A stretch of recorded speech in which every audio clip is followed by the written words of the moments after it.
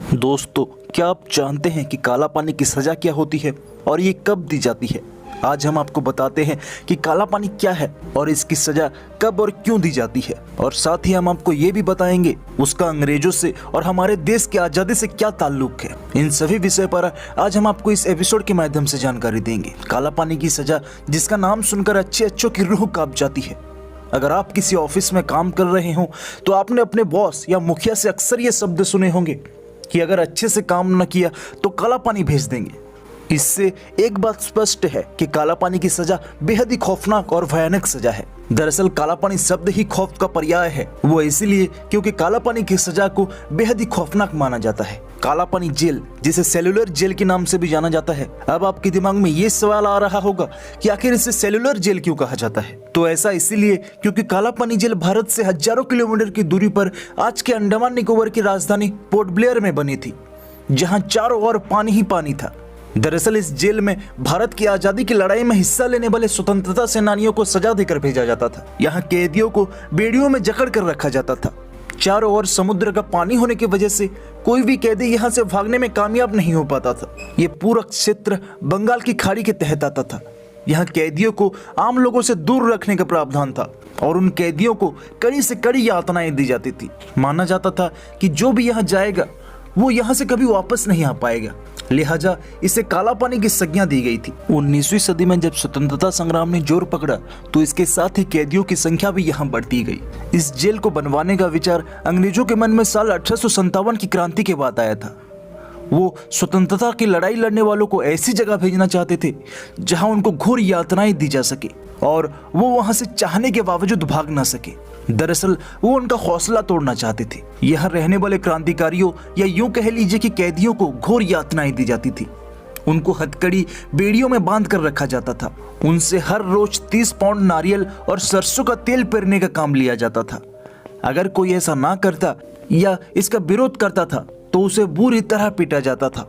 इस जेल को cellular jail इसलिए भी कहा जाता है क्योंकि यहाँ हर कैदी को अलग सेल में रखा जाता था। ये जेल एक ऑक्टोपस की तरह 7 शाखाओं में फैला था।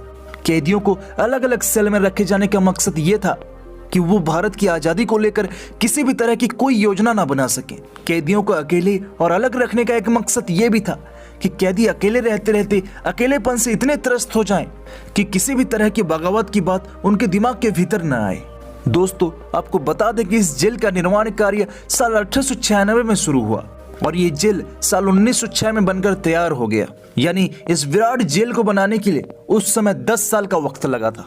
जैसा कि हम आपको ऊपर बता चुके हैं कि जेल के निर्माण का ख्याल अंग्रेजों के दिमाग में साल 1857 में आ चुका था, लेकिन इसे सच में बनवाने में अंग्रेजों को करीब 40 साल का समय लग गया। काला पानी जेल में सजा के तौर पर सबसे पहले 200 विद्रोहियों को लाया गया। उन्हें जेलर डेविड वेरी और मेजर जेम्स पीटरसन वॉकर की सुरक्षा में यहाँ लाया गया। इसके बाद कुल 733 विद्रोहियों को कराची से यहाँ लाया गया। न केवल भारत बल्कि बर्मा से भी सेनानियों को सजा सुनाने के बाद यही लाया जाता था। आपको बता दें कि काला पानी जेल में 3 मंजिल वाली कुल 7 शाखाएं बनाई गई थी। इस जेल में कुल 696 सेल थी। हर सेल का साइज 4.5 बाय 2.7 मीटर था।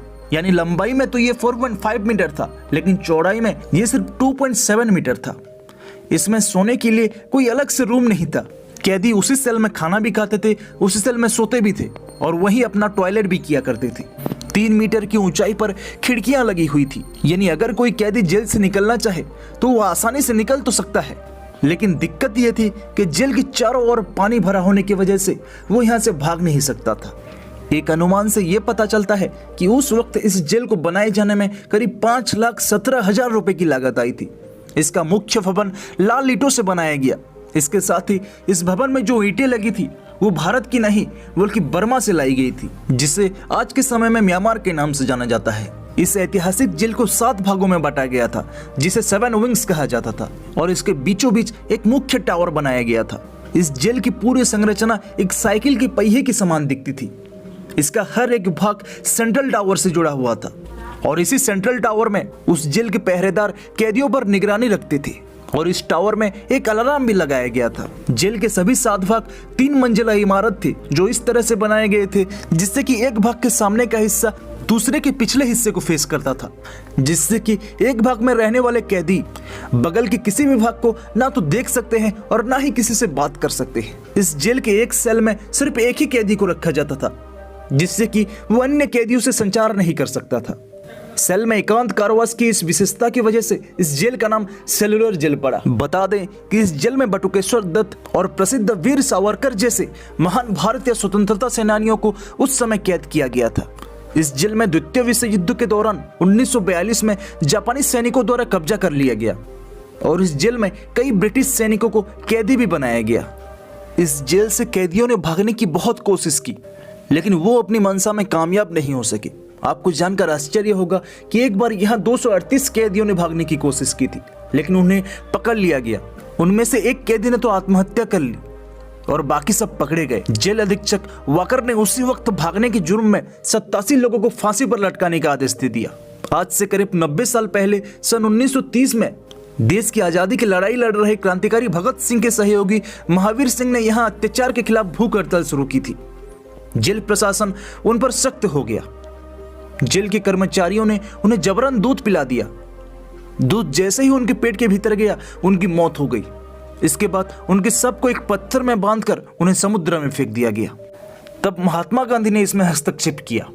नतीजा यह हुआ कि आज से लगभग 80 साल पहले 1937-38 में यहाँ से कैदियों को उनके देश भेज दिया गया। इसके बाद जापानी शासकों ने अंडमान पर 1942 में कब्जा किया और अंग्रेजों को वहां से मार भगा दिया। उस समय हालात ये थी कि इतिहास पलट चुका था। अंग्रेज कैदियों को सेलुलर जेल में बंद कर दिया गया था। उस दौरान नेताजी सुभाष चंद्र बोस ने भी सेलुलर जेल का दौरा किया था।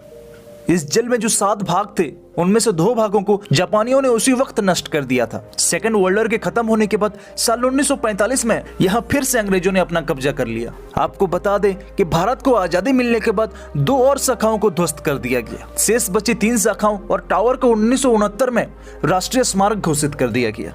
इससे ठीक 6 साल पहले सन 1963 में यहाँ गोविंद बल्लभ पंत अस्पताल खोल दिया गया। वर्तमान में यहाँ 500 बिस्तर वाला अस्पताल है और 40 डॉक्टर इस वक्त यहाँ सेवा दे रहे हैं। अब के समय में कोई भी इस सेलुलर जेल को देख सकता है। अब ये जेल सबके लिए खुला हुआ है।